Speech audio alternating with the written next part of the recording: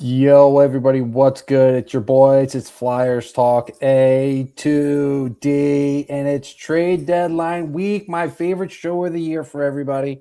Obviously, we're going to talk NHL trade deadline preview, what the Flyers could possibly do, what the Flyers maybe should do, and maybe some dark horse stuff going on. And then obviously, we're going to break any news that happens as we are live, as we've heard a couple rumors going on. Anything updated, we will definitely let you guys know in the chat. Obviously, jump in. We're also going to talk about the week that was for the Flyers. We're going to discuss how they've played since the break, any expectations that they've broken so far, anything that we think they need to improve on heading into the rest of the week. All right, you know what to do. Hit that like, hit that subscribe. It's time to drop the puck on this show. Let's get the conversation started.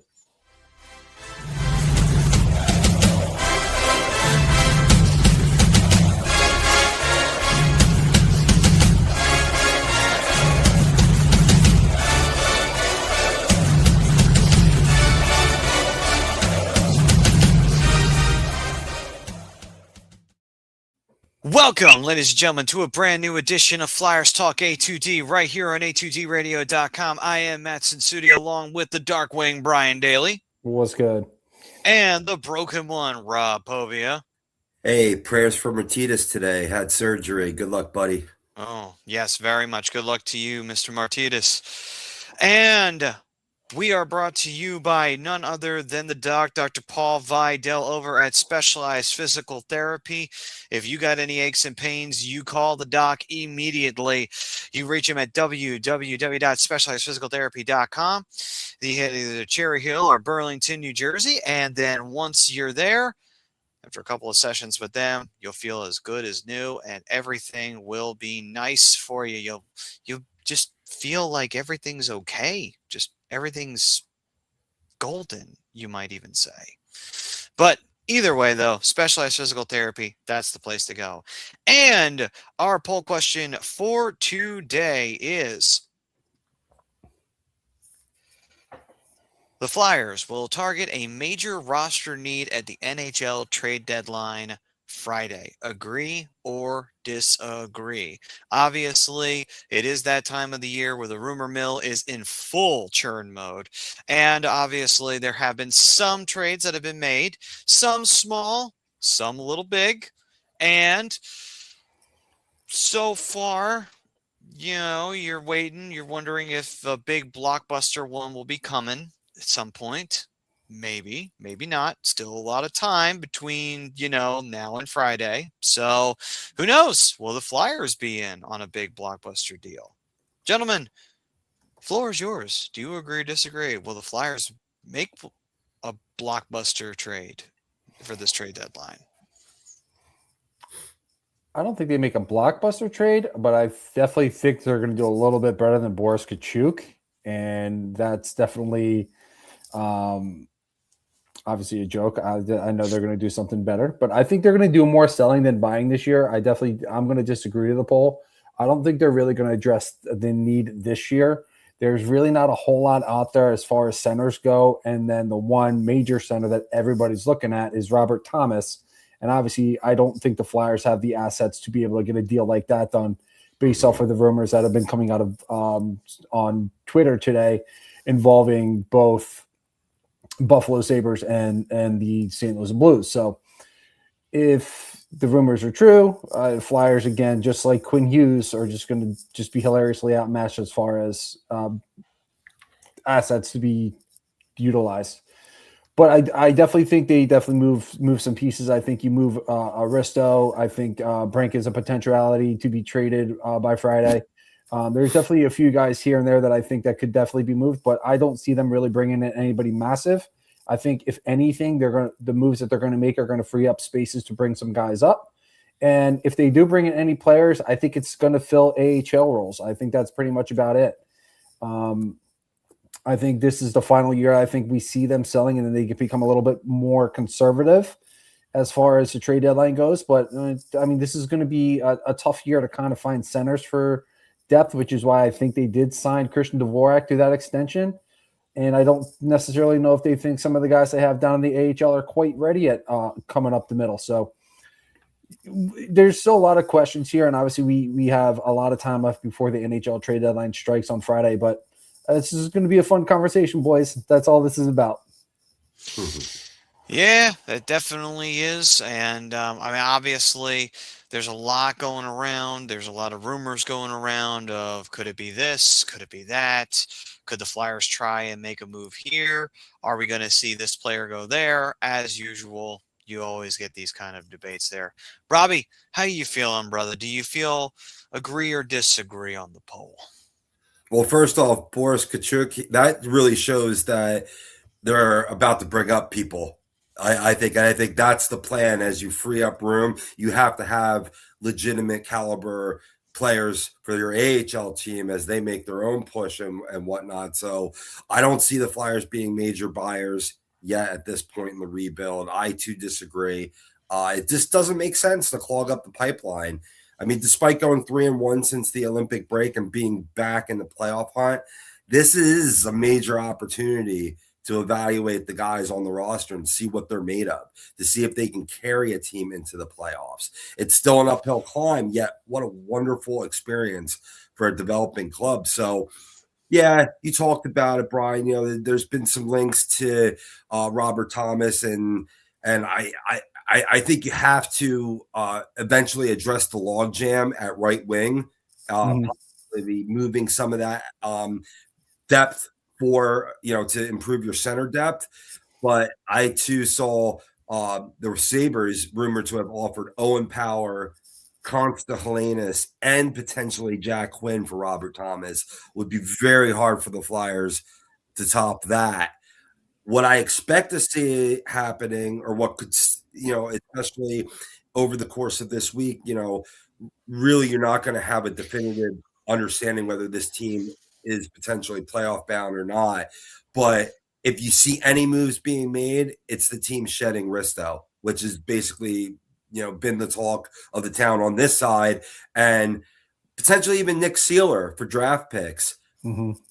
But really, the other teams would need to wow Danny B and company in order to even make those deals work out. And if they don't, then you make a push for the playoffs and you address things during the offseason.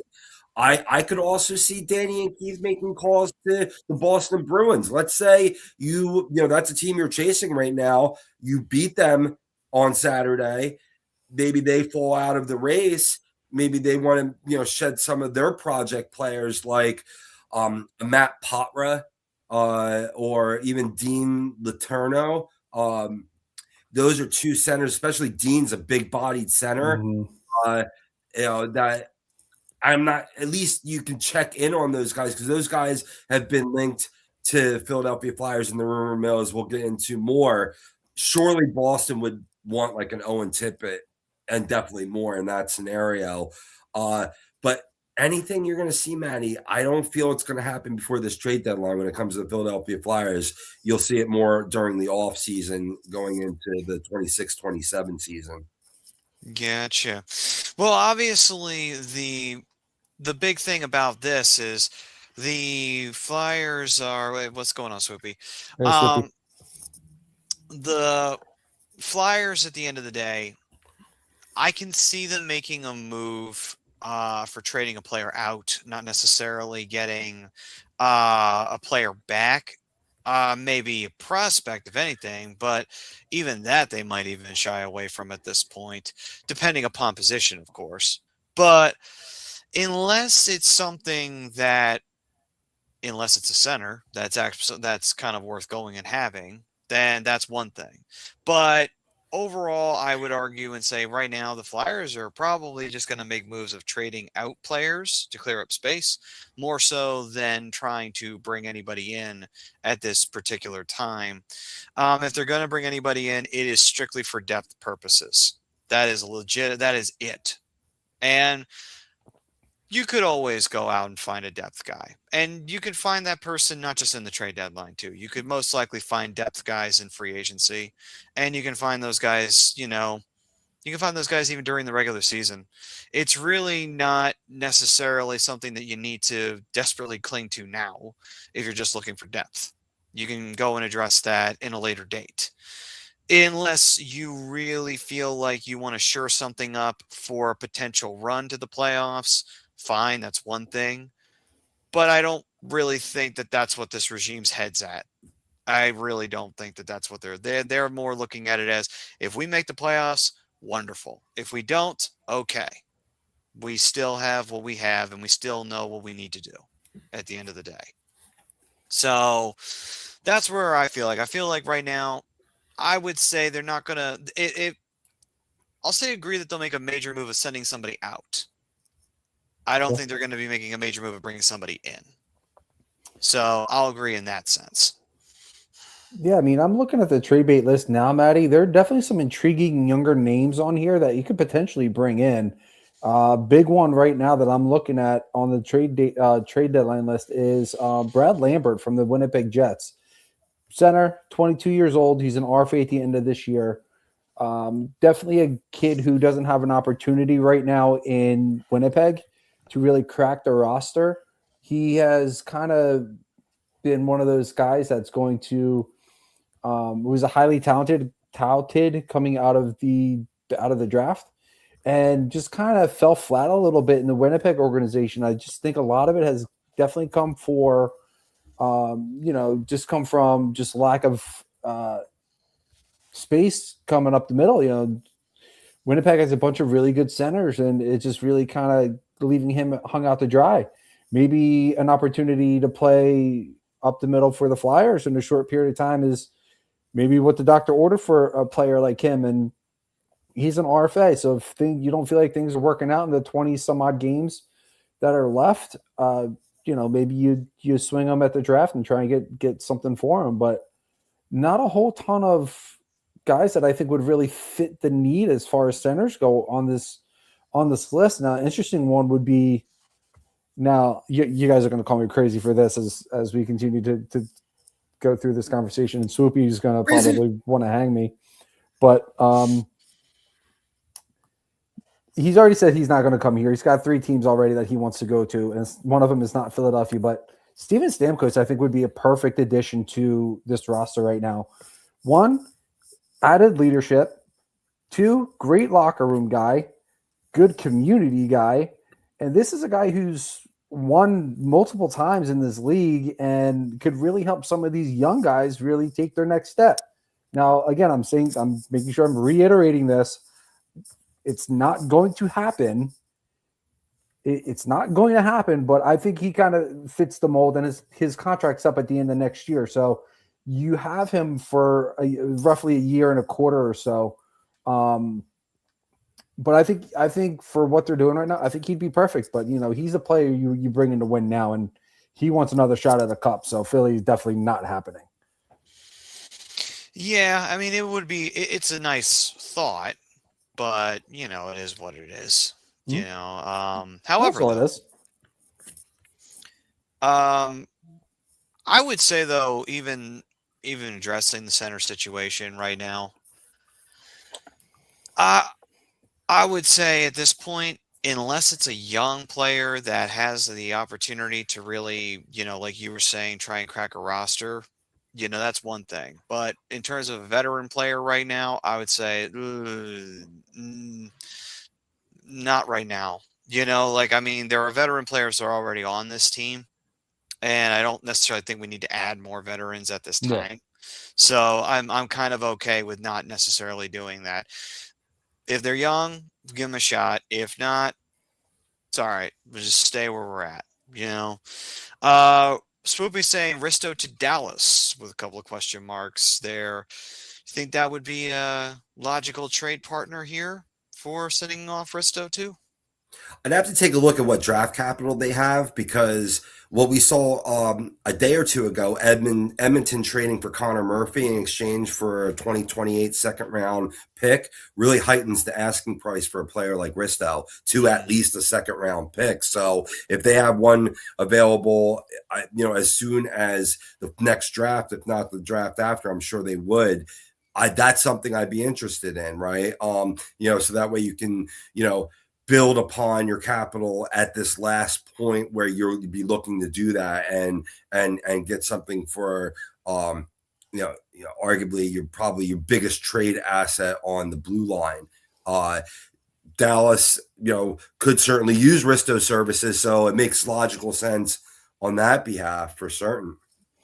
Yeah, and to kind of build off of what you're saying here, Robbie, like on top of it too, Chicago retained some of that contract. So if the Flyers can retain some of Risso's contract, you might be able to get multiple picks or at least heighten that second to a first. Yeah. So, I mean, it's a possible landing spot for him. Got John. What's up, John? Saying, sell, sell, sell. I'm sorry, boys. As long as Comcast owns this team, there won't be a celebration on Broad Street. Swoopy then follows up by saying, no, don't aim for the playoffs just for the heck of it. Then he also laughed at something. I'm guessing it had something you said there, bro. I disagree with that, Swoopy, right? Because at this point, and unless you're the bottom of the league, you're not positioning yourself for a higher it's you're right in the thick of the NHL lottery, right? So really, I want this team to grow and get better, right? So some of these players that are currently playing for the Flyers will be part of the answer, I'm assuming.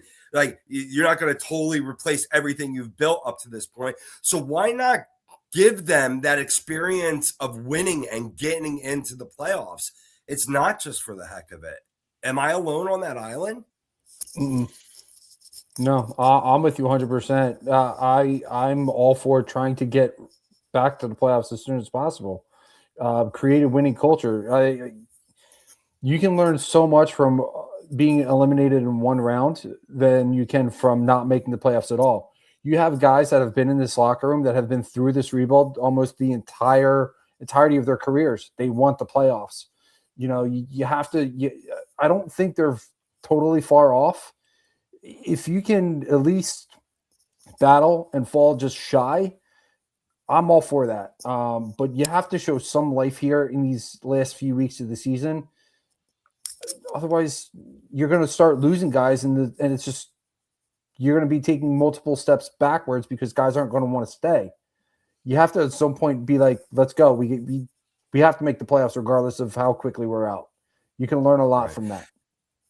And just really quick aside, I got the Dallas Stars draft pick information. They're down some picks because remember they picked up Mika Rattanen off of the Hurricanes, so they gave away. They don't have a first round pick in 2026, but they do have a second rounder. They have a second rounder in 2027. They don't have one in 2028. And they have a first rounder in 2027 and 2029. They don't have one in 2028 either. So, I don't know if they'd be willing to part with any of those draft picks because they're kind of thin as they are. But to get a Risto, you're going to have to at this point. I think that's the asking price. I think Risto is going to be very well sought after this season. It's 1 year left on his contract. He's been playing really well. He's a big-bodied physical defenseman that a lot of teams need. Yeah, it'll be a challenge for the decision to be made in terms of where to put him. But as long as you see what you need and you see the possibilities there, it could work for it. As for going to the playoffs, the way I look at it is that as long as you're not trading away your future and they manage to get in there, it's like, okay, well then you can kind of say it's no harm, no foul. They're in the playoffs, so you get the experience.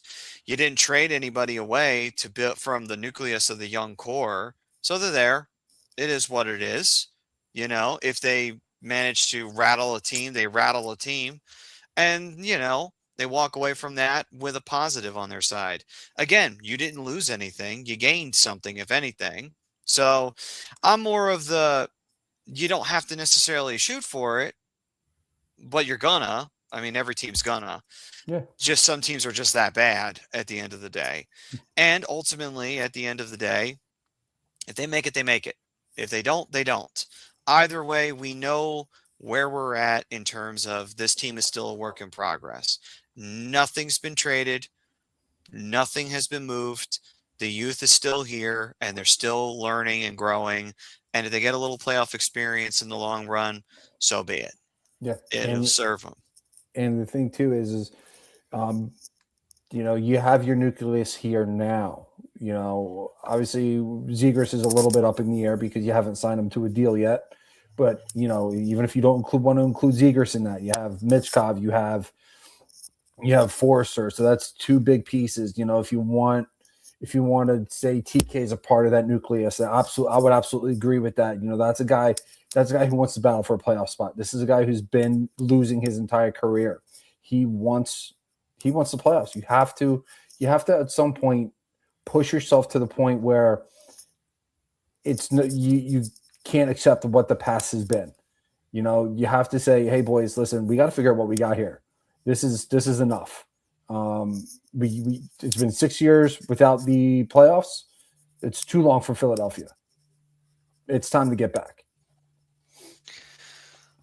What's up, Tommy? Yo, Tommy. Yeah, Flyers are hot right now, doing real well. And see, Mike saying Risto to San Jose or St. Louis. What do you think about that? I don't know if St. Louis would be interested because they're sort of they're on the outside in the doldrums, right? So what are they going to do with Risto at this point? That would be great because you could include Risto in a package for Robert Thomas. So I'd be interested in that. San Jose, though, I could see that making sense. I mean, the Sharks currently right now have some players on the defensive end, but for the most part, it is a little dry, a little bare bones over there on the defensive side of the puck. So, I mean, they have for Sam Dickinson. Let's go. They do have Mukmadulin, but other than that, and they're working on him anyway, so he's a work in progress. So for now, I would argue and say that, it might be a possibility to talk to San Jose of sending them Risto, but we'll see. We'll see if San Jose would be interested in that. And what were you saying there, Bri? Oh, I was just being funny and saying Risto for Sam Dickinson. Oh, yeah. Perfect trade right there. That's perfect. Even. Yeah. No. Very even. Very even. And then let's see. So we're saying, he's saying Robbie's just going to keep being like when they made it with Hayes and round robin years. Not good, but just keep making it. I don't know about that. I completely disagree with that. Yeah. Yeah, I don't know about that there, Swoopy. I feel like that would be sticking your head in the sand. That's Chuck Fletcher territory. We'll leave Chuck to do that. I answered him back because I definitely wanted. I mean, like Ryan, he does make good points, right? And he understands the game and he understands what this team needs. He's here every week, and we thank you and we love you, man. Right? We're not always going to agree on everything, but we're family here. And I absolutely disagreed with him in the comments. I'm like, this is a far different team, right? We haven't even seen Bonk, Jet for a full season, Martone, Nesbitt, Bjarnson, Zevragan, etc. Right? We're just midstream in this rebuild, right? So you can't just, okay, we're going to just get rid of all of our veterans and then all of a sudden have a whole team of new kids. This isn't new kids on the block. You know what I mean? Like, it's not fresh, Yeah. I mean, it takes time for it to come together is what I'm saying. Yeah, right. and I completely agree. You need veterans on this team too. You can't have a 23 guys that are 25 and under. Who are they going to learn from? It's not something that, like, this team has been rebuilding for the last couple of years, and yeah, Danny's kind of maybe mainstreaming it, streamlining. That's it. I knew this is why we keep you around, Maddie. Is that the reason? He's doing a good job. Like, he's hit on a bunch of his picks so far, and that's going to help. And Robbie, to your response to Soupy, I think it's on point. There's so many guys in this farm system that hasn't even been seen yet. So it comes back to some bad contracts from Chuck Fletcher that are coming back to haunt this team again, and it's handcuffing Danny to a certain extent. But Martone, he's immediately coming in.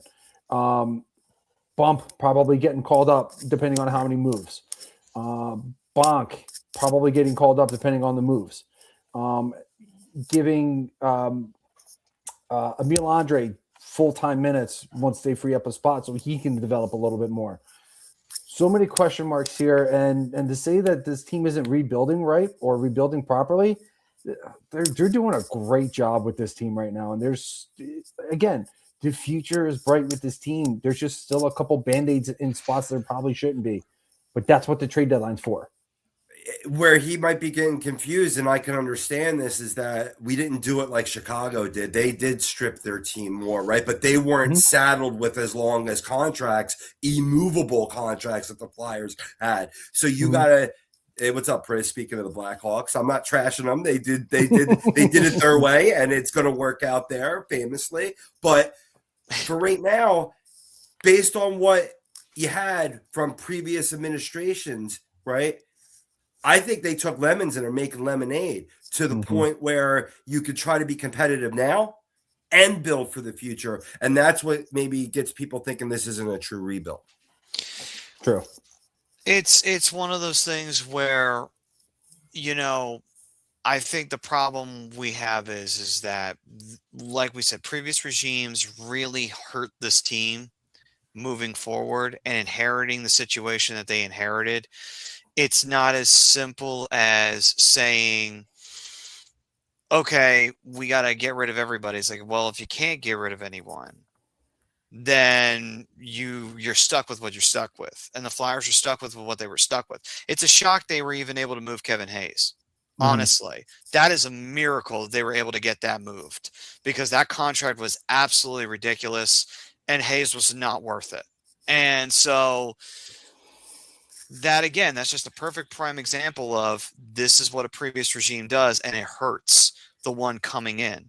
So Danny's never really had anything but, having to play chess with this contract bullshit that they've had to deal with, and it all just goes back to the Flyers have never been good at managing the cap. They really haven't been. There's been a team that's been notoriously terrible at it. So, and that's something that the Flyers have had to get used to. And again, a lot of those issues of, how do you go from there?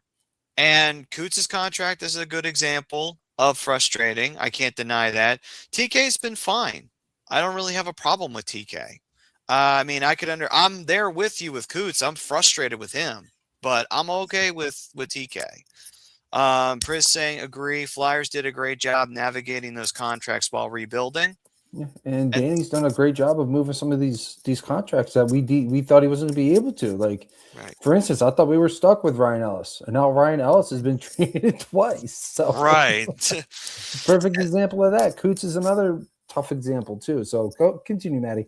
Yeah, and then Priz was saying Dallas is interested in rentals only, so they won't be giving up a lot for anyone. So if you were to even talk about Risto, you're not getting really anything back for him. So sounded more like not even a rental either. He's got another year left. Yeah, so Dallas, all right. From what Priz is telling us, I don't think Dallas is an option right now for that. They're not giving up a top pick, especially since we looked into it earlier, Priz, that they're already minus a couple first round picks over the next couple 4 years, as well as a second round pick. So they're going to want to kind of keep what they have in the upper tank there, I think. But the Bruins, I'm going to go back to the Bruins. If they fall out of it, that could be an interesting trade partner for the Flyers for Risto, or even if you want to move some of your, as I said earlier in the show, right wing depth, whether that be an Owen Tippett, a Bobby Brink, to bring in a center. One guy, I talked about Dean Letourneau. I talked about Matt Poitras, but another kid even lower on their totem pole, because I'm centering on the Bruins because they have such great center depth, young depth, is I really like Chris Pelosi too. He's from Sewell, New Jersey. So, that's a good fit down here in Philadelphia. And he's another big-bodied center that could help to the fray here. Minnesota could be an interesting trade partner for the Flyers in terms of Bobby Brink. They've and I want to keep Bobby Brink, but they've expressed interest. And a lot of times you got to break a few eggs to make that omelet. And the Flyers, I feel, should be all over a young prospect in the Minnesota Wild organization, Charlie Stramel. All right then. And then we got Mike saying Risto to Toronto. I don't really know if Toronto is interested in bringing anybody in at this point. I mean, Toronto would be more like they're trying to get rid of people right now. I mean, Willie Nylander being one of the top candidates that I would think that they're probably talking about shipping out at this point, because Toronto is a perfect example of a team that needs to retool desperately at this time. They are really bad. Like I decided to take a look at some of the highlights of the last few games they've been playing. Whew, it's bad. Toronto is playing like a corpse out there right now. It's that bad. They made the Flyers look great, and that's not a good thing. Yeah, it's bad when you're at that point for sure. I mean, they're an interesting team though. They got a couple guys that could potentially wind up on the trade block too. Bobby McCann, who's a relatively young player, but he's a winger. I've heard some people saying Matthew Nyes might potentially be on the board, but they just re-signed him to a long-term deal. I don't see that happening. They also have Easton Cowan, who could be an interesting piece, but again, he's another winger. Everybody that interests me, this is my personal opinion. Anybody that interests me with the Toronto Maple Leafs is a winger, and that's really not a need that the Flyers need to fill, especially when they have Porter Martone on the brinks. So, I mean, yeah, it's going to be interesting because I know that Toronto, with the situation that they're in, there's a lot of things that they have to make decisions on at the end of the day. I mean, there are some players that you could take a look in if you're the Flyers. But again, do the Maple Leafs bring Risto in? I'm not so sure about that. Only because I don't think Toronto would be interested in bringing in somebody like Risto right now. I think Toronto's really got to take a look at the situation they're in, and they really need to figure out, okay, so what are we going to do retooling wise? Are we bringing in people that are already in the league, or are we looking towards,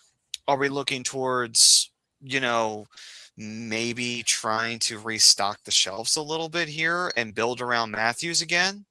And, I mean, obviously they'd have to make a decision on Tavares then, but Toronto's an interesting team to look at, see what they're going to do. I don't know. Maybe the Flyers might have something they could do, but I don't know, guys. I'm not so sure they would want Risto. I mean, I feel like that would, yeah, I feel like that would be if they were competing still in the playoffs position, and they're not this year. They're probably missing from the way they've been playing. No, I agree. I agree wholeheartedly. I don't like any team that gets Risto services would be teams that aren't just looking for, or maybe they're just looking for a rental, a guy that can help them make a playoff push this year. But they'll have to pay a pretty price for that. So I think it's some team that's looking to, have his services for the length of his contract, and then even look to extend potentially. So it'll basically work out to one of those situations. I think if you're going to see a defenseman moved, and I don't think any team's going to reach the price that Danny B and Keith are looking for with Risto, unless they look to lower their standards, right? But I think a potential player like a Noah Juleson, who proved some worth this year on the D line could help. He's an unrestricted free agent pending, so he could definitely help a team look to make a playoff push, and that would be getting some value back there if you're Philadelphia Flyers. On the forward front, Carl Grundstrom has looked like really, talking about Ryan Ellis and the pool that we got back, he worked out pretty good. Why not sell high there too? Yeah, that's a good point. A person's saying Leafs don't even have a first-round pick this year. Imagine if the Leafs get the first overall, but it belongs to Boston. Oh. I'm not gonna lie, that would be so Maple Leafs, and it would make me laugh my ass off. I'm not gonna lie. I'd be mad at them because you just gave Boston a first overall, and I'd be pissed at you, but still I'd have to laugh. I wouldn't laugh, because then they'd probably be either getting McKenna or Stenberg, and then on top of it they have Higgins as well. The rich thing to get richer. Stop it. Yeah, I Shit. know, right? Well, I mean, Don't manifest that. this is the problem, though, is that, you have a dipshit organization like Toronto, and you've got a sneaky organization like Boston. Guess who's taking advantage of the dipshit? I mean, it's Really just how it sneaky. is, It is what it is. Bet you Boston was like, we'll give you the first, only if you let me change your socks.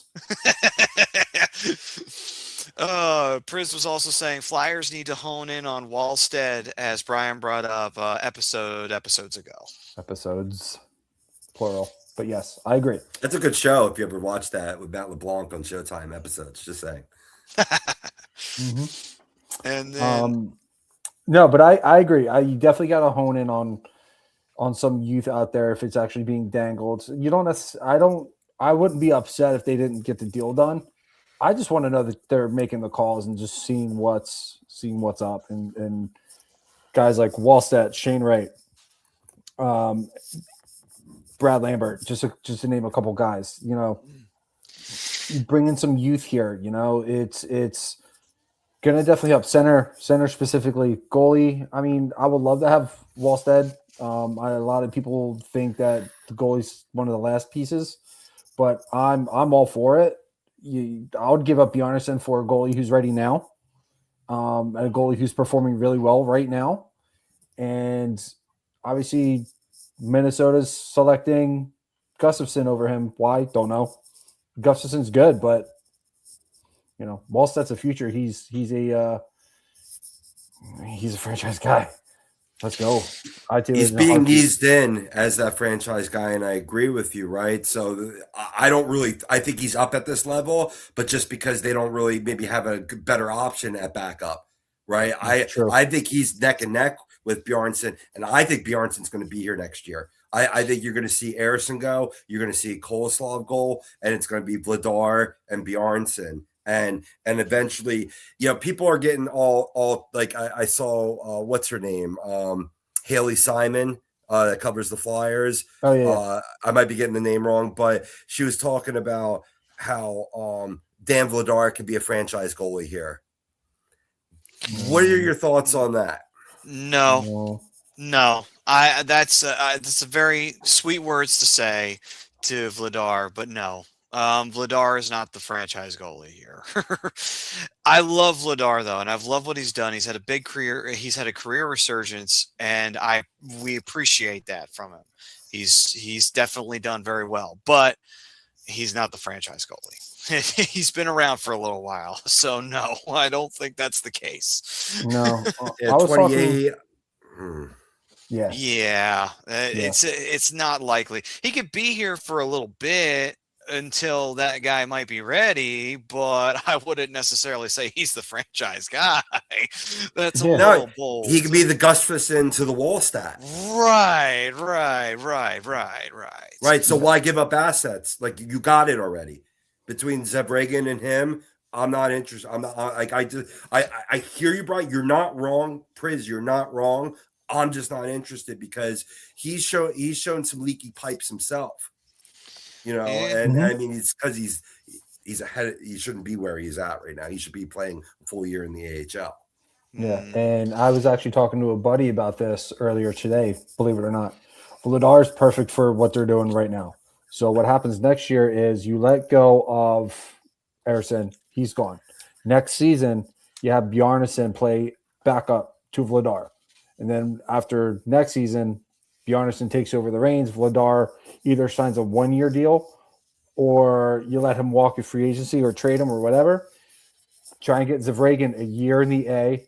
And then from there, by that time, we'll say 2 years down the road, you have your two guys ready to go. You have Bjarnason and you have Zevragan as your 1 and 2. If you don't have Wallstedt at that point. But again, it's a long shot. I don't think that trade's going to happen, but that's essentially, I think that's the plan. Right. And you could have the two young goaltenders in Zevragan and Bjarnason compete against each other to see, the cream of the crop rises to the top, right? Mm-hmm. If Bjarnason maybe doesn't make that next step to the NHL, and which I don't foresee that, but it could happen. You make that next step and it doesn't translate, right? You got the backup plan ready to go there. right? So I think it's a good situation. It's a really good situation. For goalie, absolutely. 100% agree. So Mike had said earlier about who I would want from the Devils, and I looked at their centers, and they have Bukestad, Cody Glass, Luke Glendening, Nico Hershier, Jack Hughes, and Dawson Mercer. We're just going to throw Jack Hughes out the window because he ain't going nowhere. But I'm looking at that. I'm like, well, the problem is Nico never really turned into what he was supposed to. He's not terrible by any stretch of the imagination, but it's not like he was what, number 2 overall, or was he number 1 overall? He was number 1. He was number 1, so he didn't really pan into that. I mean, honestly, the only one that stuck out to me was Dawson Mercer, but I don't even think the Devils would be willing to move on from him. I would love Dawson Mercer. Versatile center, young guy, high scoring prowess. Absolutely just a stellar future for that kid. Yeah, it's funny that you mentioned that about Nico Hershier, because if you think about it, neither one of the top 2 guys have really flourished into players that anybody thought they were going to be. And who was it? Nico Hershier and Nolan Patrick that year, or was it? I think that Jack Hughes? Was it Patrick or was it Kakko? I mean, either way, you can break it down a little bit further. Nico Hershier has been good, but not great. Right. Alex Lafreniere, good, but not great. Might have been him. Jack Hughes has been pretty great. And then Nolan Patrick isn't even in the league anymore. Right. So like those couple years, you're supposed to be franchise guys, never really panned out. So, let's consider an option in Dawson Mercer, who is, like I said, he's versatile. He can play the wings as well. Probably a lot cheaper option as well. Yeah. Like I said, out of all the players, I was like, you know what? Mercer's the only one in that position that I actually kind of like. I mean, don't get me wrong, I like Hughes, but obviously the Devils would be deaf, dumb, and stupid to get rid of him. So, like, Mercer would be the option. If you're strictly looking at the center position, that would be the one you go after at the end of the day. Let's see here. Pris saying, if only the Hawks held on longer to the greatest goalie duo ever, Belfour and Hasek, 2 arguably top 10 goalies all time. After trading both, they play each other in the Stanley Cup Finals. Yes, in 1999, and neither one of them for the Blackhawks. One for Dallas, the other one for Buffalo. The top, I'll go through the top 10 real quick. That was the 2017 NH entry draft. It was Nico 1, Nolan Patrick 2, Miro Heiskanen 3, Cale Makar 4, Elias Pettersson 5, Cody Glass 6, Elias Anderson 7, Casey Mildstad 8, Michael Rasmussen 9, and number 10, Owen Tippett. Holy shit. And you know what's crazy about that, though, is that I remember how that caused a big bone of contention with the regime under Chuck Fletcher, because he picked Nolan Patrick and everyone wanted to pick Cale Makar. Yep. Yeah. Boy, oh boy, were they right to be mad at him over that one. Yeah. They were absolutely right to be pissed at him. Or Miro. Yeah, right? Yeah. Because also, yeah. But besides them too, and both the defensemen, what has any noise been made? I mean, Middlestat's been a quality player, but I don't think he's living up to 8th overall. No, not really. I mean, and now that we have Tippett here, I mean, even at 10, like, I do love Tippett's game. Like, he has that great energy he brings to it. Just he doesn't always accurately hit the net, which would be nice. Let's see here. Pris saying Jack Hughes is great when he plays, but as a 42-year-old, newly signed franchise third center, me and Hughes are still pretty close in games played. Oh man! Well said. Well said, Pris. Oh, comment of the night. Yeah, What's up, Greg? He says trade everyone of value. To an extent. Yeah, Greg said Mikhail will haunt us forever. Well, he didn't haunt the U.S., so there's that news. But although we would have found a way to screw him up. Yeah, it's just interesting how different this organization could look. And obviously hindsight's 2020 in every situation, but if you're looking at that situation, Flyers finally get top tier pick. You take Nolan Patrick and that happens. And the worst part is he was starting to find his game at the NHL level too. And then all of a sudden, boom. Yep. Concussion, migraines, headaches. Traded to Nashville, then traded immediately to Las Vegas, never to be heard from again. It honestly, as a hockey fan, it breaks my heart to see that every single time because you never want to see that. But as a Flyers fan, like it irks like just the inside of my soul a little bit because that's their luck. But hopefully, they've drafted really well over the last few years. There's some really good talent within this organization now. Right. It's time to just let them develop. Right. That's it. Just let them develop. Don't rush them. And to be fair, I mean, we can throw shit at Chuck Fletcher forever for Cale Makar, but he did pick Cam York. So he did get one thing right during that time. He was like, all right, you got Cam York. I'll give you that one. I just wish he wouldn't. What has Cam York really done yet? I'm kind of with Robbie on this one. He's hit or miss. Well, hit or miss, but that's mostly because of his injury problems. That's the primary problem. Yeah. Hey, I'm giving him time. I'm staying patient. I just wanted to be cheeky. Well, yeah. It's a shame, too, because I think he was actually starting to turn into something, and then, of course, he gets hurt. It's like, and he was and he was starting to have a really good year, too. That's a shame. But, He just pissed me off against Toronto, so I'm picking on Cam York. That's the truth matter of it. And that's fair. He's had his games where he's pissed me off too, but he's still a little inconsistent for me. Yeah. But when he has a good game, he's usually really, really good. Yeah. Let's see here. Mike's saying, what's going on with the Canucks? They're bad. That's what's going on.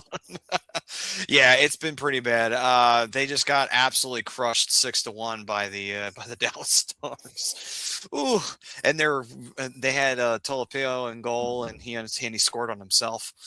Yeah, no Thatcher Demko. He's on the LTIR. That hurts, but that team is just falling. They're falling apart.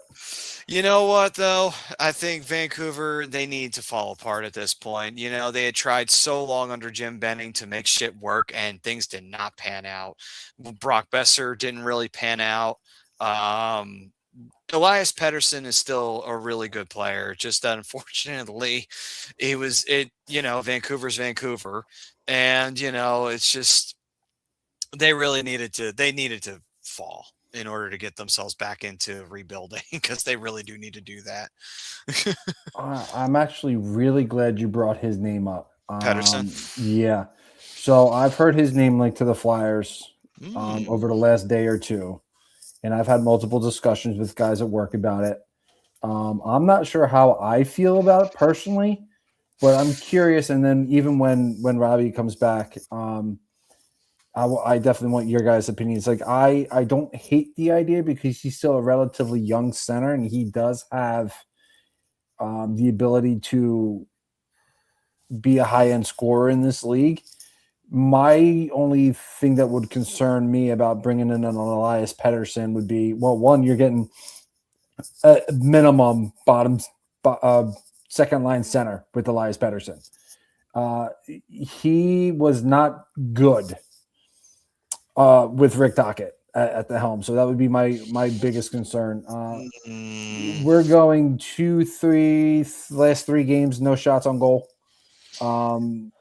Definitely fits the Flyer scheme for what they're doing right now with not shooting the puck. But this is where I have my concern for Elias Pettersson is I've always heard him to be a bit of a mental case in the locker room, a bit of a toxic player. When things aren't going his way, that would be my biggest concern with him. But I definitely want to know what you guys think of the potentiality of Flyers being linked to Elias Pettersson as far as trade rumors go? No, sir. I don't know if he's got a history of toxicity in the locker room, that's going to cause problems with the team. And this is a team that's really like, even when they're playing bad, you know that they want to succeed for each other. And if we go through a bad streak like we did before the break, if you had a Pedersen in the locker room, it would just cause problems. I don't think that would be good for the team at all. And then on top of it as well, if he didn't play well under Tocchet in Vancouver, why the fuck do we think he'd play well here in Philly? Like, I'm totally against the idea of bringing in Elias Pettersson. That would be the first real questionable decision of Danny's time here at the helm if he was to do that at the end of the day. And yeah, so I'm good. I am totally good. If there's someone else to go for, go after somebody else. I'm 100% with both of you, by the way. No, I don't want Elias Pettersson. Yeah, from everything you just said, it's like, nope, he is bad for this team. Let's see here. Send him to Vegas. They like having players like that. But anyway. Maddie, real quick before I pop back on screen, I want to thank my brother for shooting me over this picture. It's from an old Snoopy cartoon or Peanuts cartoon, right, where Snoopy's in the penalty box. And you can't see the words, but it says, "Just remember, I'm gonna do it again in 2 minutes." Fabulous picture. Thanks, Joe. Oh, that's lovely. That card's dirty. Let's see here. Pris saying, if y'all didn't hire Fletcher, who else do y'all interview for the GM spot besides Chuck? Well, let's see. Don't worry, guys. I got this. Didn't you put an application in during that process? Yeah, they laughed in my face. Oh, shit. Sorry. Yeah, it was bad. That. It was embarrassing. Damn, they didn't even let you through the vetting process. Oh, well. But, so I'm trying to think. We hired Fletcher when? 2018? No, not 2018. 2020? Was it 2020 that we brought Fletcher in?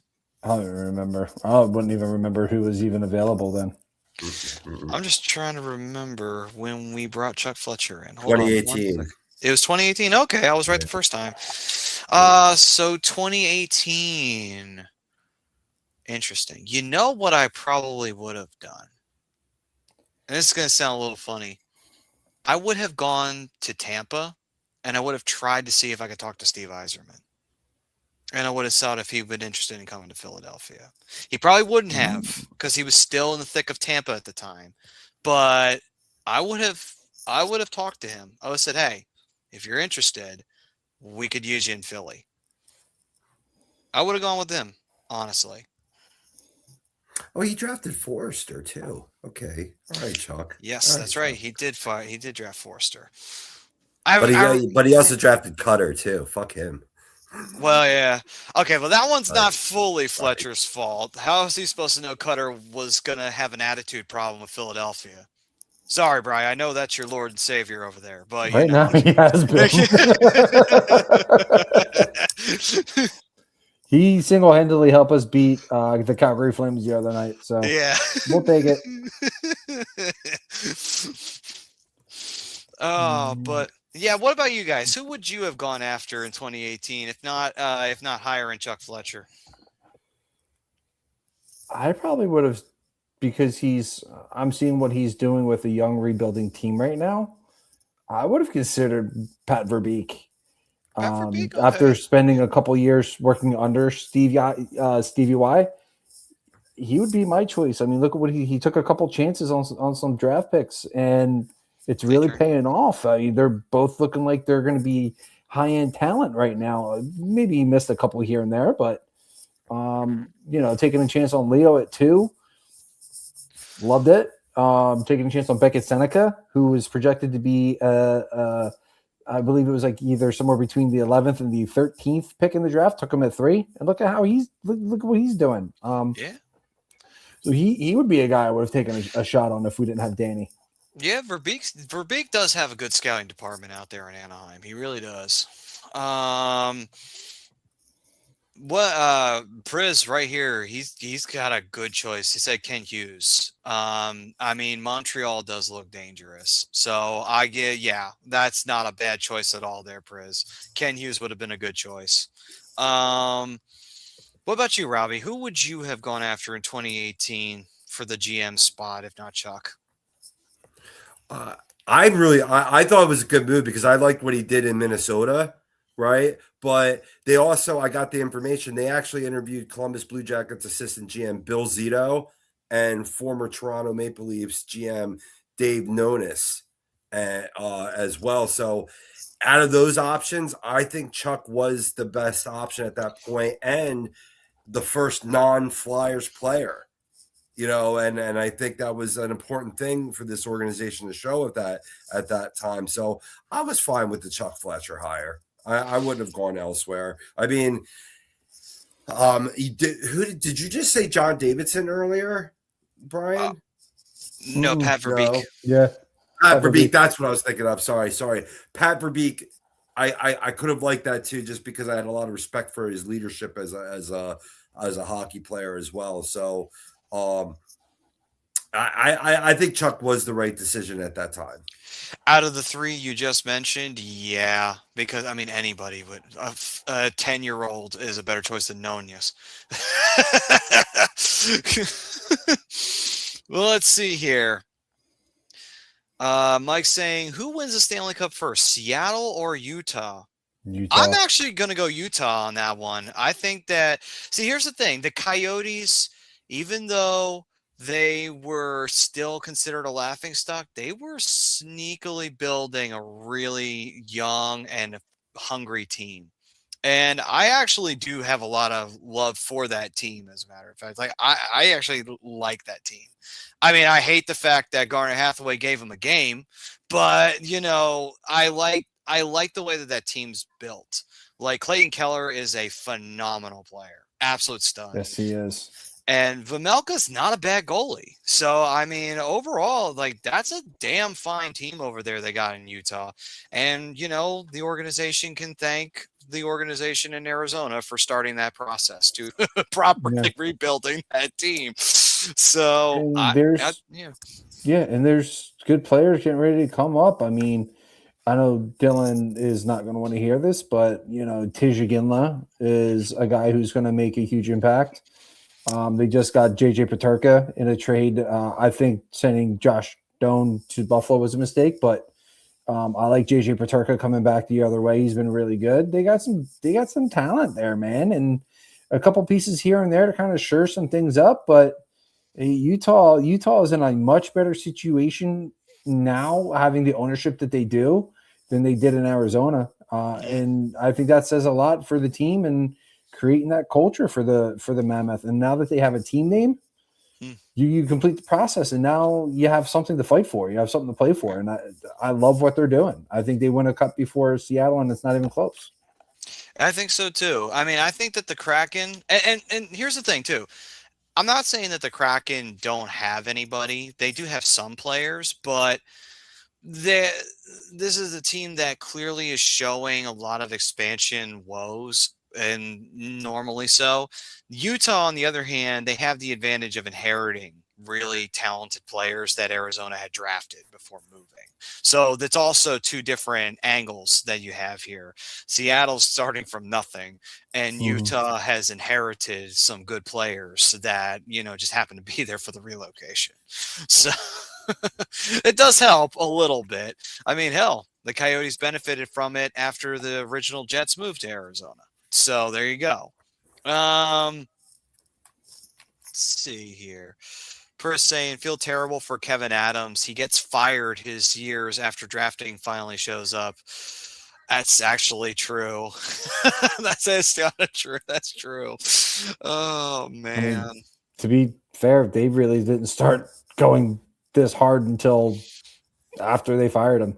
Yeah, that as Maybe well. that was the spark they needed. Maybe. He said, man, did you see that Josh Doan 10 gold rookie card I pulled in the video I posted? I have not, Priz. You'll have to send that to me because I'd be happy to take a look at that.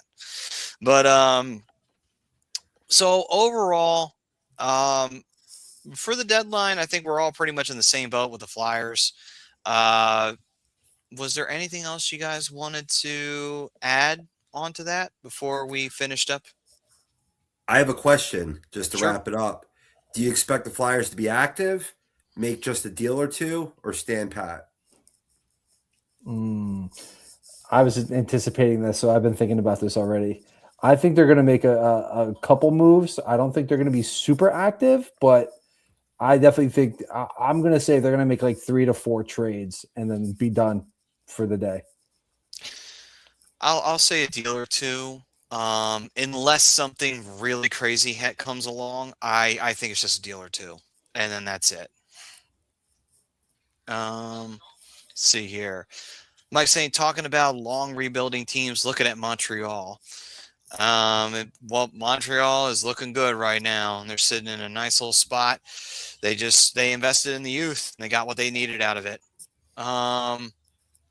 Let's see here. So before we say goodnight, might as well bring this up before we say goodbye. So the Flyers coming out of the Olympic break, they stumbled against Washington, but then after that, they've been on the roll. I mean, they rattled off a win against Toronto last night in overtime, which is always pleasant to see. And Trevor Zegras is just, my God, that guy has a God-given talent. Besides that, they also got a big win on Boston, which was nice to see them get revenge after they got absolutely flogged up north over in the TD Gardens. And they rebounded after losing to Washington. So, how do you guys feel? The Flyers rattling off 3 straight wins, kind of getting themselves back into the playoff hunt here. I mean, don't get me wrong, they still have 3 teams that they have to jump in order to do this. So it's not easy, but it's still doable. So how do you guys feel with this little win streak that the Flyers have put together since the break? I think it's very doable. That's why I think they might stand pat and try to make a run with the team that you have, right? To get that experience, like I talked about in the beginning of the show. I expected this because the schedule was really favored the Flyers coming out of the Olympic break in terms of matchups. Now, the Capitals came out like gangbusters, but still, that's a 2-1 game minus the empty netter. They were in that they were outplayed in that second period, but besides that, it was a close game. And then 3 straight wins in a row against teams that it's important to defeat. And then moving forward, looking at their schedule, they faced the Bruins, I believe, twice, 2 times, or at least once more, right? Oh, it's the Blue Jackets that they'll face twice, I believe. Okay, yeah, still critical. Exactly. But these are the teams, Maddie. Just real quick to your point, these are the teams that they're looking to leapfrog where they're going to be playing them. The Detroit Red Wings might slip into that if the Bruins catch them and the Red Wings come down. Well, the Flyers face them twice. They play Montreal as well. So and that's the last game of the season. So they have an opportunity, and like I said, I'm not being naive. I'm not being hopeful. I understand what this team is, right? But why not break the schneid? Keep your franchise from setting a record in terms of futility and missing the playoffs, and give these guys experience and making a push from the playoffs. Because 1 or 2 of these guys will take that experience and help us win a cup in the future. Absolutely. Brian, how about you, brother? To build off of what you're saying, Robbie, about that last part, there's teams that bring guys in all the time that have that playoff experience, and those guys, sometimes you're overpaying for teams to miss the playoffs. Right. And in order for the Flyers can pay these guys already, get that same experience, and allow these guys to help some of the other guys get to that next step too. So I'm 100% with you. I'm on board. As far as what I've seen from this team over the last few games is I've seen a team take a loss in Washington, and after playing a really good first period, in my opinion, and then just kind of falter the rest of the way. really respond very well, especially against some of these tougher teams. You know, you go up against a team like the Boston Bruins, who are no team that to slack on now, and Sam Harrison comes out and plays a fantastic game. Um, I'm sorry, I did that again earlier. Sam Harrison played against the Rangers, had a really good game against the Rangers, and Yes. you know you respond really well on the back end of a back to back, which the Flyers I feel like typically don't do that much. Gives them a little Yeah, momentum. They ride the momentum into Boston. They ride the momentum Toronto. into Toronto. So this is a team that I think we're going to start seeing a little bit more of that resiliency that they had before. Mhm, And in order for them to do that, guys like Mitchkov have to get going. And I think that 2-goal game got him sparked a little bit. mhm, mhm. Zegras, I think the last couple games has been really good as well. He's going to start. I think he's going to start finding the net a little bit more. But I think for them specifically, they need to give themselves more opportunity on the power play. They have to if they want to. If they want to make a push, they have to make these teams pay for taking penalties. Absolutely. Right. Speaking of Mitchkov, real quick, Maddie, Mhm. Chris Terry and Bundy made a great point on Snow the Goalie podcast in terms of looking at his film, and to put it concisely, when Mitchkov's moving his feet, he's really good. When he's not moving his feet, he's horrible, right? And we've seen Mhm. more of him being stuck in cement this year. That Ranger game, it seemed like he got the Mhm. the cement melter, whatever that is, to really free himself. Yeah. And I hope to see more of it because the Caps languished. I thought they were going to come out and really blitz the Flyers, and they sat back and played a strategic game. Well, the Rangers came out and blitzed them, and the Flyers absorbed that. It's the Rangers, I get it, but that really was a nice slap in the face for this team in this nice 3-game win streak. Absolutely. And then you see the way that they've responded with the way that playing from Washington, and then they come out, they get that big win against the Rangers. And it's a big win for us because it's that game that reignites the fire of, okay, we can get back to this. And then Mitchkov getting those 2 goals, very huge for him. And he's been very, very dangerous these last few games. Yeah, he hasn't scored since the Rangers game, but playing against Boston and playing against Toronto, he looked scary on several occasions against them. It's just waiting for that moment of like, okay, he can still strike. And he did get it over, and he got a shootout goal in the Toronto game. It's absolutely So disgusting, by the way. it was. I mean, I give Stoli credit for getting a part of it, but not enough. Yeah. You And, like, know? and that's the thing too, Maddie, is the Flyers need to continue to utilize this young talent. I know I'm not necessarily the guy who's going to sit there and say you have to throw this guy on certain lines or whatever. Keep Mitchkov where he is on the second line. Keep Mitchkov playing special teams. You need to give these guys prime opportunities to start putting pucks in that. I had a conversation at work today.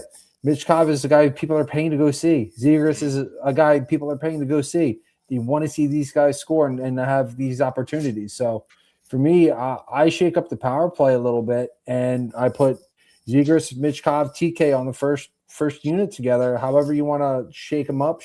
But you got to get these young guys got to get going here again and start producing like they were in the first half of the year. Mitchkov has to produce like he just did last year, and I think we're going to see that a little bit because I think he's been playing with a lot more jumps since that Rangers game. To Robbie's point, even in the last couple games, I know he didn't score, but he's got a little bit more jump. He's putting himself in a little bit more better positions, and that just comes with time and experience playing on the left wing, and he's just going to continue to get better and better. Yeah, absolutely. So overall, I think the play from the Flyers has been really enjoyable. The break was everything we needed. It was exactly what the doctor ordered for this team, and they've come out and they've responded well. And Mitchkov, I think you were talking about it, Robbie. It looked like he was starting to get back into shape and really taking time to work on the fundamentals and work back on his skills. And I think it's paying off. So at the end of the day, I think that this team is not only firing itself back into the hunt, I think this team is starting to look scary again, like they were in the first half of the season. And that is not good news for the other teams that they got to compete with. So maybe, just maybe, this team might just shock the world and squeak themselves into a playoff spot. Might is the key word. We'll keep that at a might. But hopeful for the future. Nothing like a couple of wins, though, to get the juices flowing on the second half of the season here. So, with that being said, guys, we thank everybody for joining us for this edition of Flyers Talk A2D. The playoff hunt is in full swing. The rumor mill is flying off the handle with the trade deadline fast approaching on Friday. We'll keep all the tabs open. We'll keep you guys posted if the Flyers make a move or not. And hopefully we'll see something added to the Flyers that'll be very beneficial, and maybe trade off a player that, even if they played well in Philly, it's time for them to move on and we bring in something back that we need. Anyway, we thank everybody for joining us, everyone who threw in a comment and everyone who didn't. We still appreciate you guys. Love all y'all. Thank you for being the lifeblood here. We were brought to you by Specialized Physical Therapy, the doc, Dr. Paul Vidal. You got any aches and pains, you go hit up the doc. We will see you guys next week. And as always, let me double check my calendar here to see if we have a game to live react to next week. And it is looking like we do not. We will have a review because the Flyers will be playing the Rangers, I think, for the last time this year. Maybe? Yeah, I think so. All right, then. So then that will be next week on Monday. They'll be playing the Rangers. So we'll have a review of that game. So from all of us here, you stay safe, you stay healthy out there. The push for the playoffs has officially begun.